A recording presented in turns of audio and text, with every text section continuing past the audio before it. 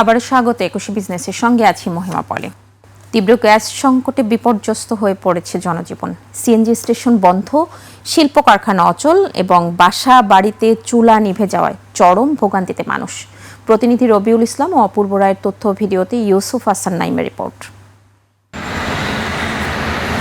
তীব্র গ্যাস সংকটে অচল হয়ে পড়েছে নারায়ণগঞ্জ শহর ও আশেপাশের বিস্তীর্ণ এলাকা। জেলার ৩৩টি সিএনজি ফিলিং স্টেশনের মধ্যে ৩০টিতে গ্যাস সরবরাহ সম্পূর্ণ বন্ধ হয়ে গেছে। খোলা থাকা মাত্র ৩টি স্টেশনের বাইরে যানবাহনের শত শত মিটার দীর্ঘ লাইন। ঘন্টার পর ঘন্টা অপেক্ষা করেও মিলছে না গ্যাস। 2 ঘন্টা 3 ঘন্টা সিরিয়াল থাকা 50টা 60টার গ্যাস পাই না, আমরা না খায় মরতে আছি। 100 টাকা গ্যাস দিয়ে অ্যাক্টিভ মাল লই, মনে করেন গ্যাস শেষ হয়ে যায়। 6টা বাজে গ্যাস গাড়ি লাগাইছি, 3টা বাজে গ্যাস পাইছি। 6 ঘন্টা হয়ে গেছে, এখন লাইনে দাঁড়িয়ে আছি, এখন বলতেছে বিদ্যুৎ নাই। সংকট শুধু সড়কেই সীমাবদ্ধ নয়, ছড়িয়েছে রান্নাঘরেও। শহরের দেওভোগ, মাসদাইর, গাবতলী ও জামতলা সহ বিস্তীর্ণ এলাকায় সকালে চুলায় জ্বলছে না আগুন। রান্না না হওয়ায় বিপাকে পড়েছে শ্রমজীবী ও কর্মজীবী পরিবারগুলো। রানতে পারি নাই, সকালে পিঠা লইছি যে 1টা বাজে গ্যাস আইব, তাহলে বিদ্যুৎও চায় না, গ্যাসও চায় না, তাহলে মানুষ বাঁচবো কিভাবে? ছোট ছোট পোলা পাইন আছে সবার ঘরে, সবাই না খাইয়া চলতে ফেলতে আছে। বাসাবাড়ির চাপটাও দেখা যায় আমাদের রেস্টুরেন্টে এসে পড়ে, তখন আমাদের এক্সট্রা পাক করতে হয়, আর এই পাকের জন্য আমাদের গ্যাস কিনতে হইবে এক্সট্রা। ব্যবসায়ীদের দাবি, এই পরিস্থিতি হওয়ায় চরম ভোগান্তিতে পড়তে হয়েছে সাধারণ মানুষ ও চালকদের। আমাদের পিএসআই হওয়া দরকার ছিল 15 পিএসআই, সেখানে আমরা 1, 2, 3, 4, 5 এর মধ্যে পাচ্ছি, কখনো পাচ্ছি না। তো এই অবস্থায় আমরা আবার আমাদেরকে যদি 0.67 ডেনসিটি ফ্যাক্টরে আমাদেরকে যাওয়া হয়, তাহলে আমরা আসলে এইটাকে আর কন্টিনিউ করতে পারবো না। একই চিত্র গাজীপুরেও। সকাল থেকে গ্যাসের প্রেসার কমে এসেছে। সিএনজি পাম্পে 1 পিএসআই এবং শিল্প কারখানায় 1 পিএসআই এর নিচে গ্যাসের চাপ। বেলা বাড়ার সাথে সাথে তা আরও কমতে থাকে। দীর্ঘ সময়ে অপেক্ষা করেও পর্যাপ্ত গ্যাস পাচ্ছে না চালকেরা। কারেন্ট না থাকার কারণে পাম্পে প্রেসার থাকে না, প্রেসার না থাকাতে আমাদের গ্যাস দিতে হয় যে 2-2.5 ঘন্টা সিরিয়ালে বসে আছি। গতকালকে যেখানে ছিল 5-6, আজকে সেটা 1-এরও নিচে 0.45। এটার কারণে বর্তমানে আমাদের ফ্যাক্টরির 80% প্রোডাকশন ব্যাহত হচ্ছে। প্রতিদিন 600 মিলিয়ন ঘনফুট গ্যাসের চাহিদার বিপরীতে 872টি শিল্প সংযোগ, 50টি ক্যাপটিভ সংযোগ, 51টি সিএনজি পাম্প ও 29,000 আবাসিক সংযোগ রয়েছে গাজীপুরে। সরবরাহ স্বাভাবিক না হলে ভারী শিল্প উৎপাদন ও যাতায়াত ব্যবস্থা বড় ধরনের ক্ষতির মুখে পড়বে বলে শঙ্কা সংশ্লিষ্টদের। ইউসুফ হাসান নাইম, একুশে টেলিভিশন। এদিকে দেশব্যাপী গ্যাস বিদ্যুৎ সংকটে যখন লাখো মানুষের দুর্ভোগ, তখন ভোগান্তির জন্য আবারও দুঃখ প্রকাশ করেছেন জ্বালানি মন্ত্রণালয়। তীব্র গ্যাস সংকটের পাশাপাশি দেশজুড়ে দৈনিক 3,500 মেগাওয়াটের বেশি লোডশেডিং হচ্ছে। জনসাধারণের ভোগান্তির বাইরে বড় ধাক্কা খেয়েছে সাভার, গাজীপুর ও নারায়ণগঞ্জের পোশাক ও ভারী শিল্প খাত। সাদাত হাবিব সেতু রিপোর্ট। বিদ্যুৎ নেই, তাই কাজও বন্ধ। মুখে করুণ হাসি রেহেনা প্রিন্টার্সের মালিকের। দিনে 10 থেকে 12 ঘন্টা লোডশেডিংয়ে দিশেহারা কম পুঁজির ছোট ব্যবসায়ীরা। আগে বিদ্যুৎ থাকতো, মাঝে মাঝে যাইতো, এখন মাঝে মাঝে আসে, কারেন্ট থাকেই না, মাঝে মাঝে আসে। কারিগরি ত্রুটির কারণে এক্সিলেটারের একটি টার্মিনাল চলছে আংশিক সক্ষমতায়। ফলে জাতীয় গ্রিডে দৈনিক চাহিদার প্রায় 1000 মিলিয়ন ঘনফুটের গ্যাসের ঘাটতি তৈরি হয়েছে। সংকট রয়েছে কয়লায়ও। তাই সক্ষমতা থাকলেও বিদ্যুতের লোডশেডিং বেড়েছে সর্বোচ্চ।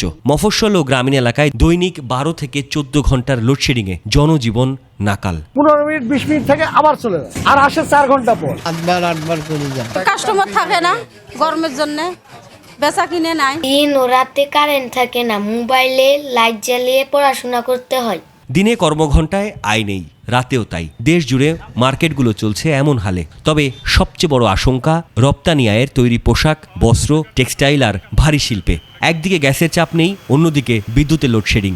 সাভার ও গাজীপুরের এই টেক্সটাইল মিলগুলোতে এখন গ্যাসের চাপ প্রায় শূন্য। জেনারেটর চালানোর মতো জ্বালানিও নেই। কোথাও কোথাও উৎপাদন সক্ষমতা প্রায় অর্ধেকে নেমেছে। বিদেশি বায়াররা হাতছাড়া হবেন, এই আতঙ্ক সবার মাঝে। আমরা জেনারেটরগুলো চালাই 15 পিএসআই তে, সেইখানে আমরা পাচ্ছি এখন ইনে 30-এর জায়গায় 3। প্রোডাকশন ক্যাপাসিটি 50% নেমে গেছে। সংকটে আঁচ লেগেছে সাধারণ মানুষের গণপরিবহনও। সিএনজি স্টেশনে ঘন্টার পর ঘন্টা দাঁড়িয়ে মিলছে না গ্যাস। সামগ্রিক ভোগান্তি ঘিরে দুঃখ প্রকাশ করেছে জ্বালানি মন্ত্রণালয়। প্রতিমন্ত্রীর দাবি, বিগত সরকারের ভুলনীতির কারণেই বর্তমানের এই চরম জ্বালানি সংকট। অবশ্যই ভোগান্তি চরমে, এ ব্যাপারে কোনো দ্বিমত নেই। আমরা বারবার সে কারণে বাংলাদেশের জনগণের কাছে দুঃখ প্রকাশ করছি।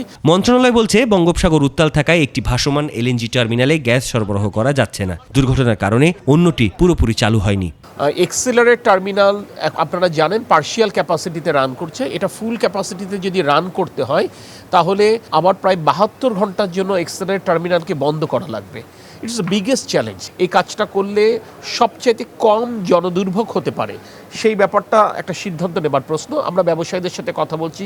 সরকারের আশ্বাসে সন্ধ্যা থেকে বিদ্যুৎ পরিস্থিতি কিছুটা উন্নতি হলেও এলএনজি টার্মিনাল পুরোপুরি সচল না হওয়া পর্যন্ত গ্যাসের স্থায়ী সমাধান মিলছে না, এমনটাই মনে করছেন সংশ্লিষ্টরা। সাদাত হাবিবি সেতু, 21 টেলিভিশন, ঢাকা। বিনিয়োগ আকর্ষণ করতে হলে বহির্বিশ্বে বাংলাদেশি পণ্যের প্রবেশাধিকার থাকতে হবে, আর সেটি নিশ্চিত করতেই সরকার একের পর এক মুক্ত বাণিজ্য চুক্তি করছে। রাজধানীতে এক সেমিনারে বাণিজ্যমন্ত্রী খন্দকার আব্দুল মুক্তাদির বলেন, জাপানের পর কোরিয়ার সাথে মুক্ত বাণিজ্য চুক্তি হয়েছে। আরও 10 থেকে 12টি দেশের সাথে এ চুক্তির বিষয়ে আলোচনা চলছে। আগামী মাসে ইউরোপীয় ইউনিয়নের সাথে এ নিয়ে আলোচনা হবে।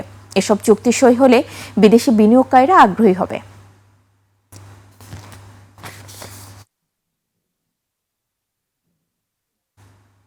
দেশের বাজারে আবারও বেড়েছে স্বর্ণের দাম। এবার ভরিতে বেড়েছে সর্বোচ্চ 1633 টাকা। নতুন মূল্য অনুযায়ী 22 ক্যারেটের প্রতি ভরি স্বর্ণের দাম 2,36,779 টাকা এবং 21 ক্যারেট বা 2,26,165,165 টাকা। এছাড়া 18 ক্যারেটের প্রতি ভরি স্বর্ণালঙ্কারের দাম 1,400 টাকা বাড়িয়ে নির্ধারণ করা হয়েছে 1,94,260 টাকা। সনাতন পদ্ধতির প্রতি ভরি সোনার দাম 1,108 টাকা বেড়ে উন্নীত হয়েছে 1,58,630 টাকা। স্বর্ণের সঙ্গে সঙ্গে দেশের বাজারে বেড়েছে রূপার দামও। 22 ক্যারেটের প্রতি ভরি রূপার দাম বেড়ে উন্নীত হয়েছে 5,074 টাকা।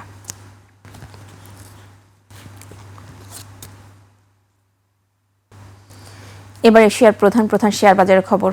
সূচকের মিশ্র প্রবণতা দেখা যাচ্ছে এশিয়ার বেশিরভাগ পুঁজিবাজারে। জাপানের শেয়ার বাজার নিকি সূচক 804 পয়েন্ট বেড়ে দাঁড়িয়েছে 68,329 পয়েন্টে। বেড়েছে হংকংয়ের শেয়ার বাজার। হ্যাংসেং এর সূচক 7 পয়েন্ট বেড়ে অবস্থান করছে 25,447 পয়েন্টে। কমেছে সিঙ্গাপুর এসটিআই সূচক, এটি 8 পয়েন্ট কমে অবস্থান করছে 5,711 পয়েন্টে। চীনের শেয়ার বাজার সাংহাই কম্পোজিট ইন্ডেক্স অবস্থান করছে 3,959 পয়েন্টে, যা আগের দিনের চেয়ে 12 পয়েন্ট বেশি। বোম্বের সেন্সেক্স 30 ইন্ডেক্সকে দেখা যাচ্ছে নিম্নমুখী প্রবণতায়। সেন্সেক্সের সূচক 146 পয়েন্ট কমে অবস্থান করছে 77,819 পয়েন্টে। কমেছে থাইল্যান্ডের থাই স্টক এক্সচেঞ্জের সূচক, এটি 1 পয়েন্ট কমে অবস্থান করছে 1,992 পয়েন্টে। দর্শক, নিচ্ছে ছোট্ট একটা বিরতির পর দেশের স্বাস্থ্যসেবা খাত নিয়ে কথা বলবো আলোক হেলথ কেয়ার অ্যান্ড হাসপাতাল লিমিটেডের ব্যবস্থাপনা পরিচালক মোহাম্মদ লোকমান হোসেনের সঙ্গে। ততক্ষণ সঙ্গেই থাকুন।